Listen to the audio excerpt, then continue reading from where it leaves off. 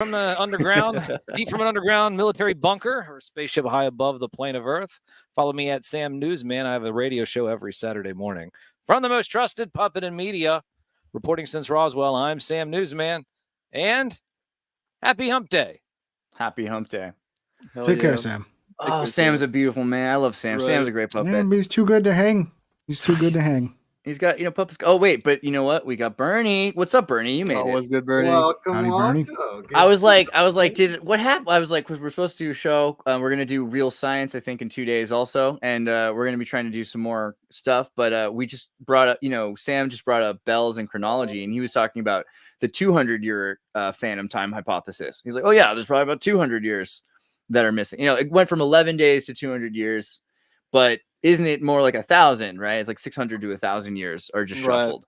The first There's millennium. Just so much missing and so much that's been tampered with. It's hard to tell, right? There's like 11 years here, 2,000 there, reset here, Young Dryas event there. Right.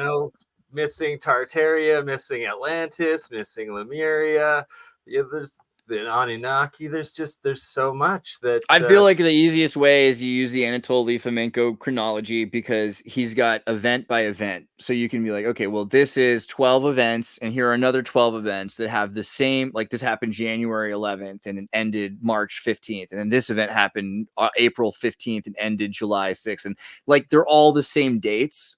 12 events in a row, either 12 kings' birthdays and death days or 12 battles that happened like 4 years and 6 days apart or something like that. And so once you start seeing that there are just repeats of stories where they've said, okay, well, this happened in the 600s, but then they have the same story happen in the 1600s, and now it's happened to the Catholic Church instead of to the Gnostic, Bogomils, or it's happened to the Muslims instead of to the Jews, or it's happened. So it's like the same story, though. We've got the same story repeating over and over again. And same with the Zoroastrians, with a lot of Greek mythology, with the Vedic, even with Norse mythology. They all seem to have these underlying repeating base traditions and repeating storylines. It's quite fascinating the more you look into it. We could go back to the turkey thing because that's interesting. But I also wanted to add. yeah, because King Trick was confused whether or not there was two Jerusalems. Well, I have to ask. When Sam was here, did you mute my mic? Yeah, because you were bubbling away. You're like making Fruit Loops over there, bro. I remember that Sesame Street in the background. I had to outdo your sound effects, bro. Today's show is brought to you by the letters and numbers 420. Yeah. Yeah, I was blowing bubbles in my coffee. Yeah, that's cool. That's what you cool it down and mix the cream and sugar at the same time. It makes sense. I do it. Man, yeah. I'm the only person missing out right now because today of all days I'm fucking dry, so I'm currently just vaping nicotine. Shame on you. It's raining here. Well, luckily you guys aren't in Canada where I am, where it's minus 11 degrees Celsius, snowing, and winter has arrived. That's hell yeah. Congratulations. Yeah, I was wondering what you went up to. Winter is fun. I mean, okay, so yeah, all right. Are we gonna? Which way do you want to go? Do you want to go back to Turkey or first, Bernie? Do you want to say a little bit because you've been doing a lot this week and you've been working on stuff? Do you want to talk about the stuff you've been working on? Okay, well, yeah, we've had a lot on. I've had the pleasure of Dr. Joseph P. Farrell, all of his research. I heard that went funny. I've heard that he loved you, but he was like thinking it was Bosley or something. He's like, but so at least it's Bernie's cool, He thought he was like, because we were co-streaming, so then he thought he was like going on to Walter's channel and it was Walter's show, so he felt more like he had to like defend himself compared to like some young punk that I am coming up to this doctor. And he's like, oh, this guy's cool. He's like open-minded. Yeah, he was surprised how open-minded you were. Yeah. It was like an excellent free university lecture, really. Then we did with Dr. Sam Ismanovich last week together. That was excellent, and just all this alternative history information coming out. And once I'm done here with you, I'm going to be doing another stream with Hans Dietrich and his Corpus Jones. And you're more than welcome to join in on that if you'd like. You know what? I'd probably be into that. And we're gonna set something up with Mark and Julia and you to do. I want to do like a woo kind of esoteric astrology thing. It's gonna be weird. It's gonna be great. We're gonna see if we can do Ping's whole astrology without ever telling anyone but Julia his birthday. Is that what we're gonna do? I was wondering when I was gonna find out my star chart. Jesus, dude. So we're gonna do a whole episode around my star chart. Yeah, but we'll do it in a way that where no actually one gets sounds fun. That might be nice. You can give away the results of my star chart without giving my personal information away, right? Only the most esoteric witches in our group, which is most of them, will know. Oh, so if you're like an expert on star charts, then you can like reverse engineer it and figure out all that information. Yeah, of course. Okay, well, be careful. I'm putting my safety in your hands. Sorry, Gunwood, what did you say? Really? Yeah, look at my face. Yeah, I don't know anything about it because I've always grew up skeptical about astrology or astrotheology. I think it's like some like white women crystal shit, right? and then further investigation into it, I'm seeing like more and more legitimacy. So I'm also pretty curious and open-minded, but in terms of that aspect. What I find creepy is when you read like your sign. Like I'm an Aquarius. If you read. It's like, damn. He's an Aquarius. That's pretty well. I mean, that just means I was born in January. I mean, there's still 30 other days. Oh, it's all docs now. No, right. No, but when you read like when they write a description of like what an Aquarius is like, but I'm also skeptical. Like, are they just throwing a lot out there and obviously something's gonna stick? Yeah. Yeah, but you're like a late or early. Are you more like a Capricorn? Or like early January? Oh, so now you're really trying to like, I mean, Aquarius starts January 20th, so that should answer your question. My issue is my skepticism comes from the calendar stuff, right? The amount of like, especially if you consider the flamenco timeline, the Islamic calendar, whatever, like the amount of timeline psyops that we've been through. How can we get an accurate reading at all? Well, so this is what I'm going to give from my alchemical experience. And Gunwoo, like you, when I was younger, I was extremely skeptical of astrology. I was like, what is this woo? But I too dated a bunch of girls. From physics point of view, the largest forces that are acting upon the bodies of mass within our physical reality are the planets and the stars, the gravity and their ELM fields on each other. So their placements of where they are and, just the time, that's the largest possible gravitational and electromagnetic force movements. Right. So, what's to say? Who knows what's actually up there? It'd be more ridiculous, but there's something to it. I'm sorry. It would be more ridiculous to say that there was no effect of mass than to say that we completely understand that effect, right? Like that's actually to believe there was no effect is weirder than to say that astrology exists, I think is the point. But also let's look at genetics. Okay. So you got a bunch of people that voodoo economics, like they believe in something, and this is superstitions for thousands of years. You'll have people that believe if you're born in January, you should marry someone in March. There's like spinsters, and you got people not even making their own choices. You got parents assigning from birth. Oh, this kid was born a Pisces. He should marry a Virgo or whatever the heck they decide. So eventually you've got epigenetic responses to being born at certain times of year, and even to socially, like the way you're treated because they expect of you a certain way. All the way into the 19th century, 20th century, we have astrology. You have one astrologer for New York City, and a million people are all basing their day and what they're doing on what they're told to by a single person. Like, so eventually it doesn't matter what's real because now this, even if the star, I was going to say real quickly, even if the stars all move, right, and they're no longer in the place they were, because genetically we've evolved to this point where we are Aquarius in January, right? Or February. It has nothing to do. It could literally just be a response of epigenetics also. Sorry, go ahead, Bernie. The mass effects of it, right? That you're programming so many people to think a certain way each time that it's just has that effect. The term's slipping my mind, but another point of it with the alchemical aspect of astrology and how the alchemists put silver to the moon, and then my experiments with making monoatomic silver, and that the rate of monoatomic silver being produced is actually correlates to the cycle of the moon. On an empty moon, barely any is made. On a full moon, a bunch is made. When I was doing it during super moons, it would completely fill the container. I did one experiment on the Alien Scientist channel where I plugged it in on a full moon right before the eclipse happened, before a lunar eclipse, and it was producing a whole bunch. And then as the eclipse blocked out the moon, it literally stopped making the monoatomics on the live experiment until the eclipse had passed, and then it started making it again.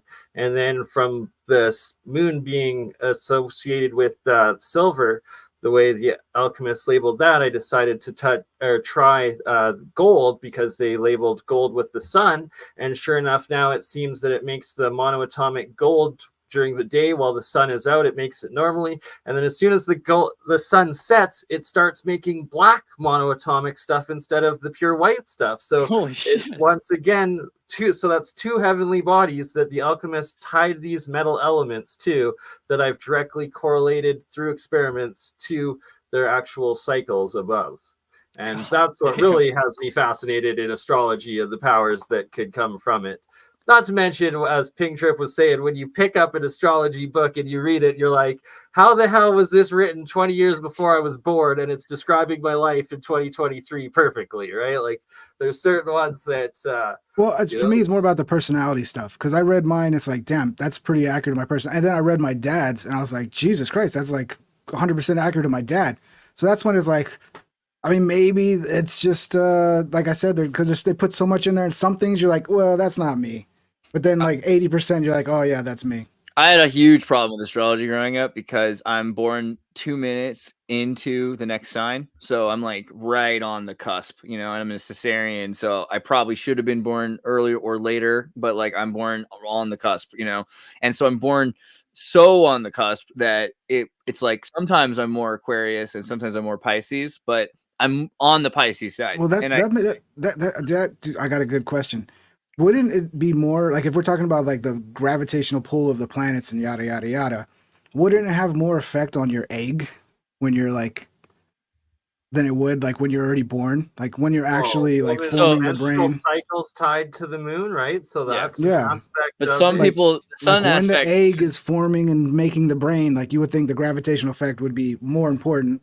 But then you can figure that out. You're probably right on that. Like I can almost guarantee, and that's why there's all these ancient like occultic practices of when they would have their sexual rituals and try to impregnate and the rest of it. And there probably is some actual science to it. But there is like the way they look at astrology, it's like when you're born, like the light shines upon you kind of a thing. So it's like, this is a new day, and before that you're processing still. So it's like, you're not fully yourself yet. Now I know that's a slippery slope to pro-choice or something. I'm not trying to go there, but like you are more yourself after birth. I'm pretty sure there's in some ways that's well, true. if it's gravity that's affecting things, I think maybe gravity is going to affect how your brain's put together.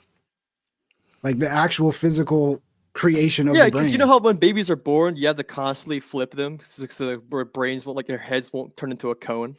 Yeah, and also or Paris Hilton's baby. God, you guys think Paris Hilton's baby is an alien, or is that too much? I don't know. No, I think I've seen a lot of babies with big heads that they'll grow. He'll grow into he's that the Yakubian line. That's what I looked like when I was a baby. I look like that. You still look like that, Andreas. I do have a big bowling ball head. How the fuck does that come out, bro? It's a star child, bro. Well, again, I'm hoping that's a cesarean like me, because like, dang. Yeah, but like, how does that come out of a vagina, man? Well, how old is he? Because it could have been a lot smaller at birth. That head was big, but the thing is also the word skull. The word skull in the Hebrew is rosh, right? And rosh and rose because of the blossoming. Because when the skull comes out, I couldn't imagine pushing that out of my vagina. Well, right. Because the thing is that the skull is actually pressed. C-section choice right here. As the son of a gynecologist, I'm just gonna do it real quick. So the skull is like compressed in like this, and when it comes out, the skull actually does this popping thing. Yeah. So like at first it's not like the head's formed, and when actually coming out, it forms into a perfect head. Andres is like, shut up! I'm an expert on this. Everybody, sad. Just shut up and listen to me. I know all about When I was like 8 years old, I walked into the Dominican hospital looking for my mom. Into my mom shoulder deep in the process of Oh trying my to get a God. baby out that was coming out reversed. So the leg was coming out, and it was like pooping in the process of being birthed. It was a lot. It was a lot, and the lady was screaming. So I have a context on childbirth, I think, slightly. So my own. Sounds like it to me. But yeah, the alien babies, though. I think this is I know this is weird, but come on. If you're Paris Hilton and you can have a star child, you're gonna. Come Because I on. had a nephew who had a head just like this, and Was he smart? He grew into it. Was he a smart kid? Not necessarily. He didn't know not to fuck around with dogs, and my dog bit him. Ooh, Oh yeah, I But that was forgot. his, Like, that was his. I blame that on his mom though. I was also born with a big ass head. But at the age of 3, I fell down a flight of stairs because Because your head was too big. Yeah. Oh, Yeah, that's pretty rough. And you grew into it. Your head's not near as big as Andreas. Pretty much. It's just the way I lean. Come down. All right. What do you guys want to do? Turkey still? Because like I still. Oh yeah, I wanted to mention in the light of this whole Israel whatever conflict that's been going on. So the legitimacy of the legitimacy of the modern day Levant is heavily contested. If you know about the proposals for a Jewish state and the whole UN whatever led up to the UN proposition in 1947, I believe they had upwards to 50 different proposals to establish Israel. One of them being as ridiculous as Australia, the Kimberley plan that I put up in the private chat. So right. So yeah, like if we go also by Jewish state as well, they originally wanted Uganda, I believe. As, yeah. Well, the Russian Jewish Oblast was that the Russian. So yeah, we know for a fact the modern day Israel is nowhere near where current Israel. Yeah, the Russians tried to build a Soviet Israel, and it was out in the middle of nowhere. Yeah, this is the flag of the Jewish Autonomous Oblast, by the way. Did you know that the rainbow flag didn't used to be? Yeah, this is the flag of the Jewish Autonomous Oblast. This is the Israeli flag, the Soviet Israeli flag. Dude, how much better would the world be if they built Israel in like the middle of the Siberian forest? Like nobody they would did. be fighting them. Nobody would be fighting them for that land. They'd be like, oh no, you have it. No, don't worry. They literally did. Yeah. Oh, right next to China and Mongolia too. Yeah. Yeah. So like where the Tartar Chinese. Yeah, the Manchuria, Vladivostok area. Yeah. Yeah. It's I mean, so like a place where they're genetically are actually Ashkenazis from. It's interesting. Yeah. But sorry, you were pulling up the Kimberley plan. I'll go to the Kimberley plan. I was pretty much explaining to Picture that there wasn't really multiple Jerusalems throughout history. There was just one, right? But it's just that due to the proposals by the UN, there was upwards of 50 different countries that were up for ideal. Yeah, right. And it's even being in Japan at one point. We're talking about after World War II. Right. Yeah.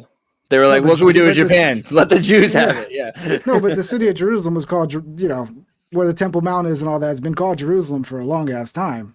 Well, like when did it was called Palestine. It was called Ra Elohim, which is but it was still the city of Jerusalem in Palestine. No, it was called Jerusalem after 47. Originally, it was called Quds. Yeah. And if you're blowing my mind. There's also there is a Tartarian theory that Moscow was the old Jerusalem as well, out of Russia. Quite the interesting. Yeah, but isn't Bethlehem? Bethlehem still exists, right? They just make up Bethlehem too. Yeah, it's Baalin. Is actually the Tartaria theory, right? Is that the entirety of Tartaria was the Millennial Kingdom, right? So Moscow would be New Jerusalem under that technicality. Not to mention that after the Second Roman Empire fell, Russia was established as a third Rome. Yeah. The thing we have to remember is we're talking about a group of people that move every time their temple burns down, right? Like the 70 AD, they go to every other country. It's a normal thing to go as a nomadic people that establish the state where they're at, and their religion's all about having a tabernacle. It's a tent house, not a White House, And, we mentioned this also in the last stream. The Gathars, the Eastern European strongholds that pretty much made up the quote unquote tabernacles throughout Tartaria. Not to mention, a lot of people don't make this connection at all. The connection between Caesar and Tsar, right? It's right. Caesar, right? Yeah. TS is S, and then R, then Caesar. And Kaiser. Yeah. So so if you look at Europe in the 11th century during the Crusades, like all of the effort that's to kill everyone and erase all the books, instead of looking at the Dark Ages as like, oh, well, they were just a bunch of ignorant people who had no books. Like, well, why were they ignorant, or why didn't they have books? Because they were forced to learn a new language. Right. They're forced to get rid of everything they had.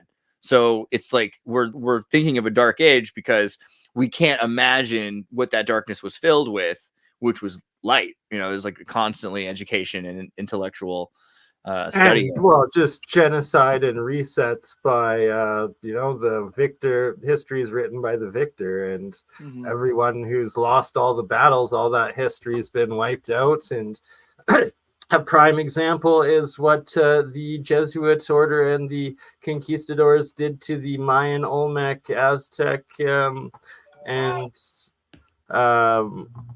do they call them the Inca, claiming that they didn't even have a written language or didn't have documented texts or anything of the sort, and yet taught that in universities up until the 80s or early 90s. And then it came out that no, they actually had just a ridiculous vast wealth of knowledge of these beads, like reed style book accounting keeping and all this stuff, and that it was all burnt, trashed, and destroyed when they were conquered by the conquistadors. Let's think about in terms of the hidden Christians and the conquistadors on that level. Mark, what does the symbol remind you of? When you see this symbol, what would you think the symbol meant? Kind of looks like I could see the Christianity resemblance, but it kind of looks like a dude like kind of doing this, but with his middle finger up too, which that's super based. I'm glad you went there, but the Christianity resemblance is a pretty good one. The point is, it looks kind of like a cross on a hill, 3 crosses, maybe. By the way, you guys know I'm not a Tartaria guy, so I'm saying like something. That's all better. Like that's all. That's why he likes me, because I don't believe half of the shit he talks about. So I'm the skeptic. You have to be skeptic. Exactly, and I was heavy into the Tartaria. Now this is a symbol for Muhammad. It's like just Muhammad. Extremist. And when I refer to Tartaria, the area I'm referring to specifically is in the Siberia, East Asia, Northeast Asia area specifically, and that's it. That's all. I do like the revision history. Look at the symbol for Muhammad. You'd think that this would be a symbol for Christianity. You've got a lot of these symbols that are kind of hidden in Christianity. Here's like, we're talking about Jesus being crucified in Jerusalem. There's a few other pictures. Let me see if I can find here's, these are the Alpha and Omega symbol for, Allah. Where's the one though that's like in Jerusalem, the painting of him? Oh yeah. That's actually like that shows that it's in Turkey. Yeah. So all the original pictures, or all the original pictures of Christ, like all the paintings we have, like they show him in Turkey. You often see the Beset River? No, the Turkish canal there. What I just pulled up, it said the Ottoman Empire took over Jerusalem in 1516. So there was a period of time where Turkey ruled Jerusalem. Yes, and according to Google. Yeah, and there's a time. You didn't miss the super chat, did you? Oh, there's a super chat. Yeah, from Stephen Cowan. Oh, we love you, Stephen. Good thing I watched the chat. Jesus. Paying attention. Stephen Cowan. Tsar's law was to cut live babies from dead mothers. Yeah, that's true. But also, like Solomon's law was like to cut babies in half. So, kind of a similar thing in its own way, I think. Yeah, I mean, so the idea of Jesus being crucified in a metropolitan is different. The idea of Jesus having access to the world, I mean, we have to start to figure out what is true. Like the idea of Christ being a caveman surrounded by Flintstones is not true. And are we ever going to figure out what's true, though? Is it even possible? There's a lot. It's like, a lot of people have historicity of Yeshua, and it vibes not well with Christians. So they're like, oh, well, we'll just continue to believe what we believe. But the idea that Jesus was brought out of Jerusalem to whatever that is, whether it's Turkey or you're talking about the desert of Canaan, to Alexandria in Egypt, right? He's raised regardless, not in Turkey or in Israel or whatever, Palestine. He's raised in Egypt, in Alexandria, at the turning points of the Silk Road. He's constantly dealing with tradespeople because of his father. He's dealing with people that are merchants that are buying stuff in Alexandria in Egypt because his dad's making. So in other words, he's meeting, and he's always at the temple. He's seeing rabbis, he's seeing gurus, he's seeing people that are coming through from all different walks of life. His background's far more interesting and eclectic.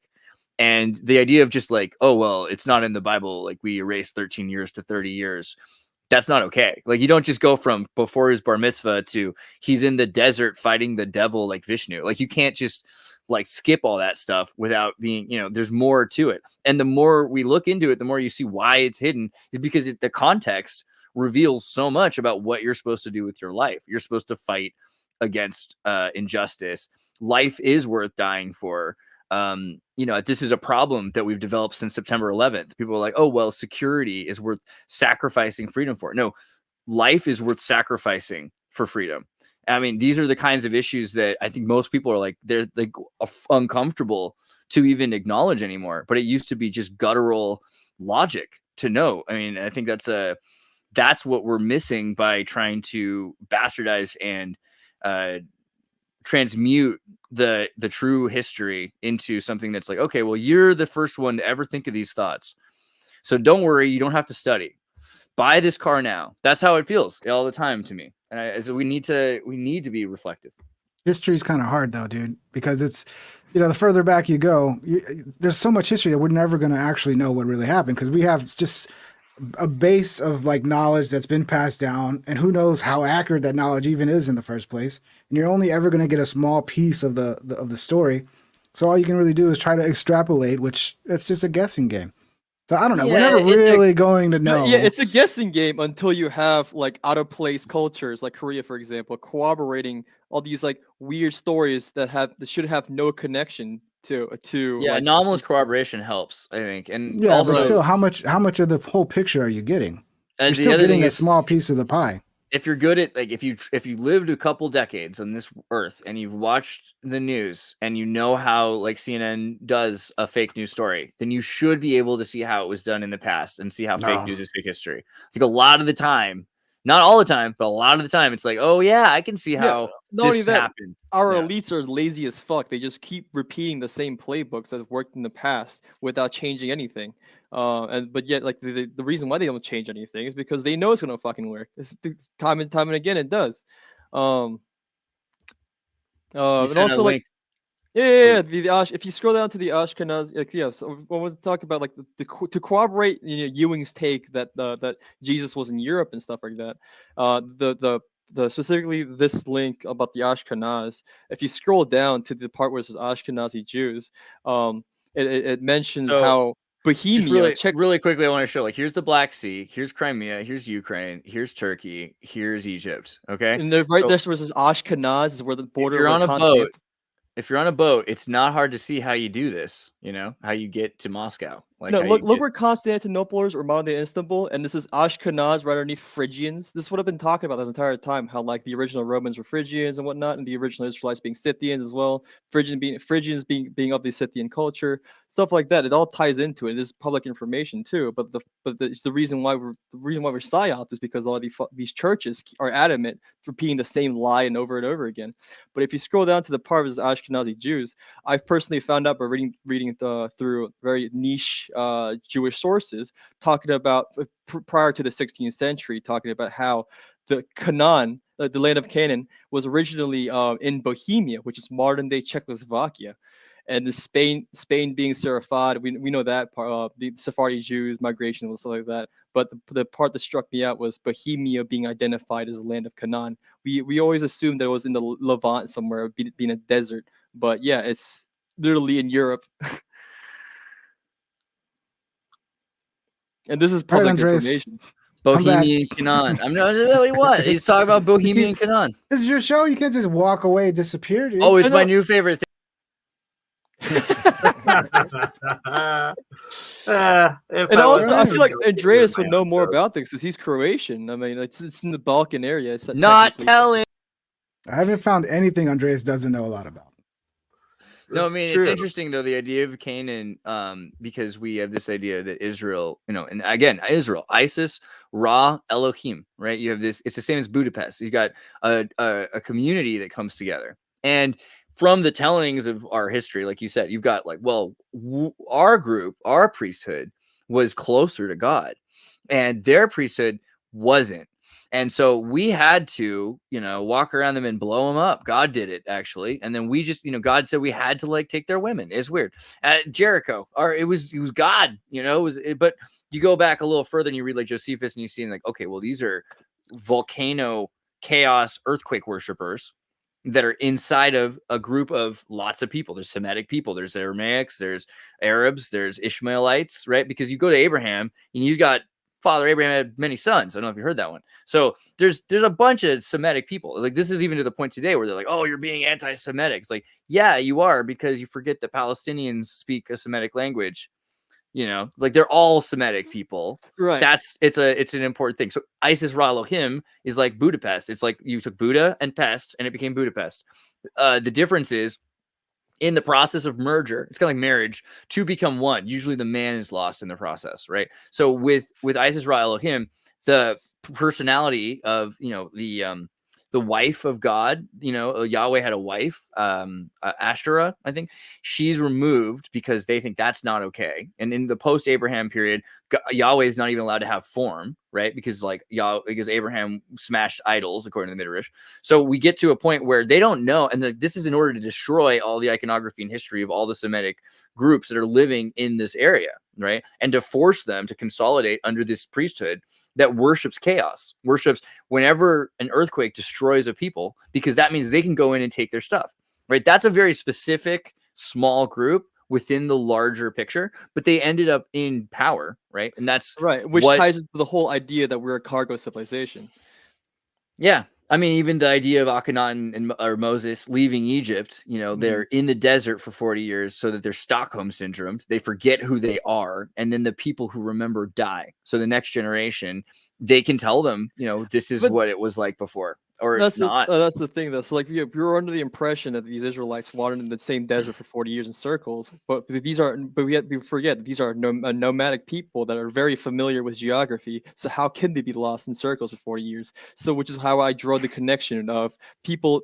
When the Israelites came out of Egypt, they crossed the entire Asian desert, the steppe, linking into China, then eventually. Which you could do because it's 6 days to walk to Egypt. So 40 years you could get to Russia. Yeah. Right, exactly, and then eventually they're going to go into Alaska, then become Native Americans, which is where the whole Tartars as Israelites theories come from, back from the 17th, 13th century, which was huge. Like this was Tartars as Israelites. That Judeo-centric theory was it was around since the 13th, 14th century. From what I've read, it could even go further.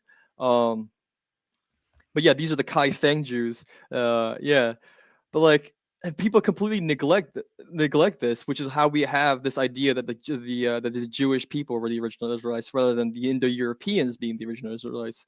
This is where the whole psyop comes from after post 1947. Not to mention the whole I was going to mention this earlier with the whole ties with the Nestorian Christianity and the Kakure Christians in Japan. A lot of the motifs that the Kakure Christians do. Of tying, a Christian symbol, Abrahamic symbolism with Buddhist symbolism, is very similar to what the Greco-Buddhists did. So there's that, that cultural land bridge that tying it from Greece to Asia to Central, Asia to Japan eventually. So yeah, and then we have all this corroborating anomalous information, which is how we can form a bigger picture. Yeah, I think. Am I muted? No, good. I was thinking about the Druze again because this idea of like you're talking about genetic line, Christ having family, that there's people that are just like he's descended from a line, so that would mean that there's others in this line, even if he doesn't have kids. But there's this idea there, and a lot of them focus on that. It's like midichlorians or something. They're like you got to have the chosen one gene or something like that. But it's pretty clear you've got people from all over different ethnicities that have the gene, the God gene, whatever that means, because you've got Ethiopians, you got Quechua, you've got people all over the world. So something has happened where it's everywhere. And that can be accounted for, like with gurus and royals, because royals with other royals and then peasants with other peasants. Yeah, that's where Salic law comes from. This idea that these kings that we had back in the medieval ages came from this divine line personally blessed by God, which is how, they became kings to begin with. This is This leaving whole- me more interested in Turan and Iranian Persian history, Sassanid history, because the idea of like Sanskrit and Vishnu and all the Hindu stuff coming out of Persia. I mean, if everything comes out of Persia, if Islam comes out of Persia, Hinduism comes out of Persia, Manichaeism, Buddhism, and really, a sense, because of that Christianity, then it's the 12 tribes lore, bro. It's yeah. And also Pink Trip's like, this did not make me start thinking about Turanian Empire in No, Persia. I don't know what the fuck y'all are talking about. I'm just the Terragonic Combidosis regime of. So what the fuck are we talking about? All right, I like, don't if you know talk what about the fuck. bro, you I talk mean, about- y'all you talk act about like we church- understand this shit you're saying. Like, I don't know what is that. You have to define what the hell that is. You can't just give me this big word. The Terragonic regime is like what? What's the Terragonic regime? Here's Iran. Whatever word you said, I couldn't even process it. It was Here's Iran. so foreign right to here. me. Here's Iran, right? Okay, Persia. Here's Turan. Okay, Turan is bigger. At one point, even included parts of Persia, and arguably was more important than a state because it was a culture. So the Turanian culture, I mean, is really Turanian. Is that the word? Okay, that's the Turanian. Like, what the fuck is a and also, Turanian? not to mention that the location of Turan is also where Scythia was, where Tartaria was, where Khazaria was. The same region, the Pannonian Basin, man. That is where the whole 12 tribe stuff comes from, and which ties into the whole So Phrygian. Turan is Iran, which is Tartaria, which Does is modern day it's where modern day Iran is at? Yeah. It's where modern day Iran is, but it's also where a lot of countries are, because Russia, it would have China. included Tajikstan and Tajikistan, and what's the one with the dictator that's like North Korea for Persian people? Kyrgyzstan? Turkmenistan, maybe Turkmenistan. Arab North Korea. There's Kyrgyzstan. There's multiple because they're all sponsored by Russia right now. So there's Kyrgyzstan, there's Tajikistan, there's Tajikistan, right? Yeah. Tajikistan, yeah. Tajikistan, Turkestan. But yeah, that entire Uzbekistan, area all has dictators, bro. all dictators. Yeah. Yeah. Yeah, but Emomali Ramon, yeah, dude, no, you got to look into Kazakhstan. Oh yeah, dude, that dude for sure. Tajikistan is Tajikistan, wild. yeah. Tajikistan is a wild, weird place with like all. Look at that guy's eyebrows. You got man. gold. He looks as communist as they come. They have 24-karat gold statues of the guy. He made his own book. He's doing things. You know what I mean? Like, it's smart. Like, he's like a green little. I mean, Bible yeah, they have to citizen. psy up that area so hard to cover up for Scythia, bro. Like, I mean, it's inevitable. Yeah. I mean, it's also like, it's interesting. Like, so they banned drugs in a lot of those regions. So like they had lots of money. They sold a lot of drugs for the CIA and everything like that.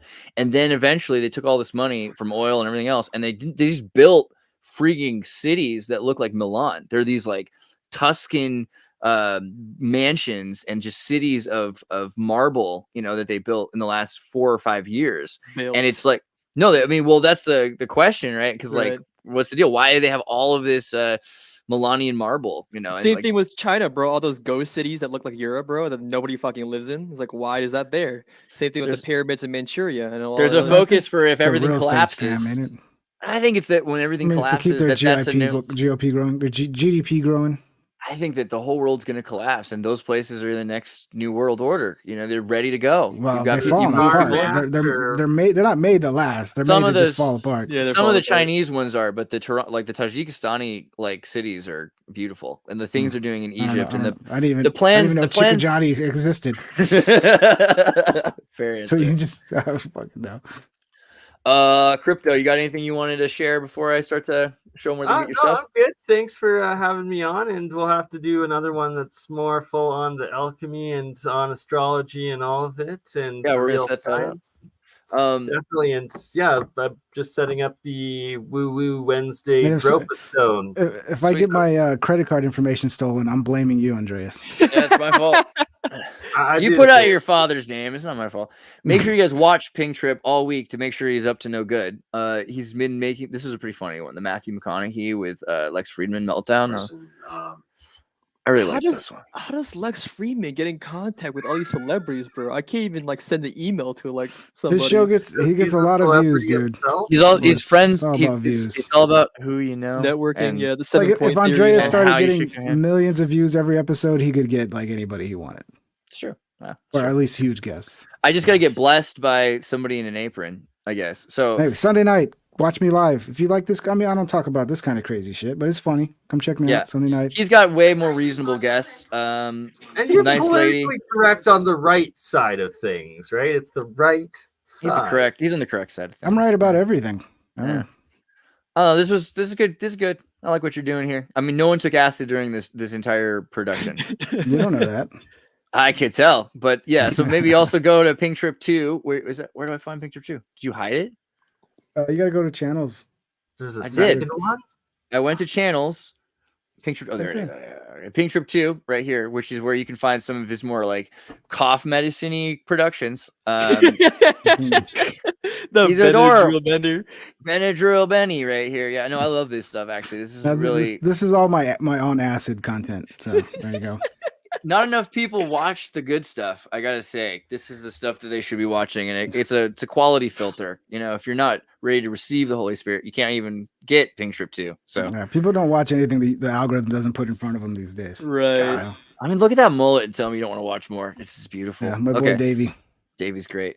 Crypto Alchemist, BurnEye. He's got a show coming up in a minute. You were watching right now the Woo, but he's about to do the Woo Woo Wednesday, which is going to be sciencey and interesting, and we're going to go jump on that. And alternative history and alchemy and all sorts of wildness. Bro is actually making monatomic gold and setting homunculi free, so it's sweet, it's super good. And we did, I would recommend checking out the Sam Osmanovich video and the Joseph P. Farrell, which just turned out super swell. I thought that was just great. Wonderful episode. Really well done. And Gunwoo is anonymous. You don't get to find out more. But if you wanted to, you could go to the Tartary Nova Discord because he does hang out in there sometimes. Is your Twitter account it's not listed Gunwoo, right? Oh no, so like I is it like symbols and shit? That Twitter account that I made was initially like an art ho fucking account. Well, no, because I'm trying to figure out what to follow. I was like, is that Gunwoo? I don't know. It doesn't say Gunwoo. I don't want to just follow some random person. It is Gunwoo. Yeah. My Twitter account was follow me and I'll follow you back, dude. Yeah, gotcha. I don't really use Twitter though. It's always literally an art ho account that I just like. I use X because to follow. Elon mixes it up. Oh, I shouldn't even look at your account. That's right. You got art. Christ. When you said art ho, that's what you meant. I thought you meant you were a ho making art. See, here's my. I was like, I could get along with that. I felt like I used to be like a hipster. Mark's a ho making art. I mean. So I would follow a lot of design, architecture, or like photographer stuff. Is that what you call those girls? You're sick. You are sick, man. Okay, I love you all very much. I'll talk to you soon. Take care. Peace. Make sure you watch BurnEye's show tonight. Much love.